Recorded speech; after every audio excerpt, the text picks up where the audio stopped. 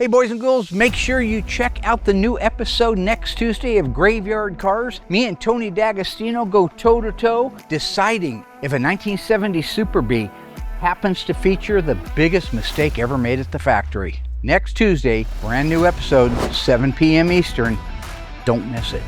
This week, Whoop, there it is! Mark needs Tony's help to solve a Mopar mystery. There's some simple explanations, but I've kind of ruled a lot of them out. But will the evidence available give Mark the certainty he requires? I have two scenarios. Don't think I didn't think of that. When John from Phillips Racecraft arrives, the fate of Dougie's nasty 440 engine is revealed. I'm blown away that this is the same engine. Will this resurrected engine turn over and drive, We're going to crank it and see what happens. or roll over and die? There's only one way to find out. Don't miss this week's Graveyard Carz. They're coming to get you, Barbara.